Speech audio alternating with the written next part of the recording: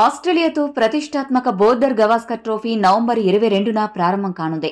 ఇప్పటికే మన ఆటగాళ్లు ఆస్ట్రేలియా చేరుకుని అక్కడ ప్రాక్టీస్ లో తీవ్రంగా శ్రమిస్తున్నారు.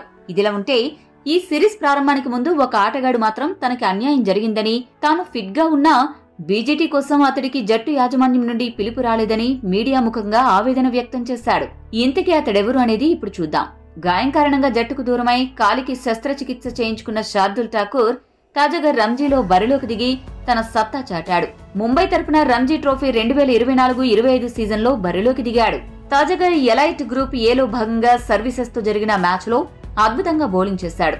శుక్రవారం ముగిసిన ఈ మ్యాచ్ లో 2 ఇన్నింగ్స్ లో కలిపి ఏకంగా 7 వికెట్లు పడగొట్టాడు. అలా సర్వీసెస్ పై ముంబై విజయం సాధించడంలో కీలక పాత్ర పోషించాడు. ఈ క్రమంలో అతడు మీడియాతో మాట్లాడుతూ టీమిండియాలో తన రీ ఎంట్రీ గురించి స్పందించాడు. రంజీ ట్రోఫీలో పాల్గొనే ముందు కాస్త ఆందోళనకు గురయ్యాను. సర్జరీ తర్వాత పరిస్థితి ఎలా ఉంటుందోననే భయం నన్ను వెంటాడింది. అయితే క్రమంగా నాలో ఆత్మవిశ్వాసం పెరిగింది. ప్రస్తుతం నేను 100% ఫిట్నెస్ ను సాధించాను.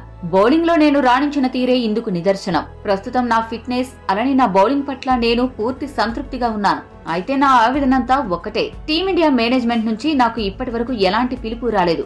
ఎవరూ నన్ను కనీసం సంప్రదించలేదు. ఆస్ట్రేలియా పర్యటనకు నన్ను ఎంపిక చేస్తారని మొదట్లో భావించాను, కానీ నాకు నిరాశే మిగిలింది. అయితే ఈ సిరీస్ తర్వాత టీమిండియా స్వదేశంలో ఇంగ్లాండ్ తో పరిమిత ఓవర్ల సిరీస్ ఆడబోతుంది కాబట్టి అందులో నాకు అవకాశం వస్తుంది అని భావిస్తున్నానని శార్దుల్ ఠాకూర్ చెప్పుకొచ్చాడు.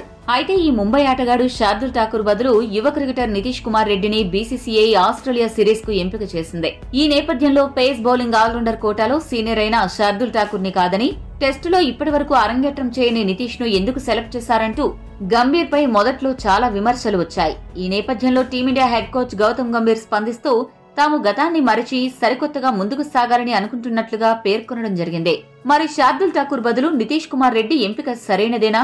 మీ అభిప్రాయం కామెంట్ చేయండి. మరిన్ని స్పోర్ట్స్ అప్డేట్స్ కోసం మా ఛానల్ సబ్స్క్రైబ్ చేసుకోండి.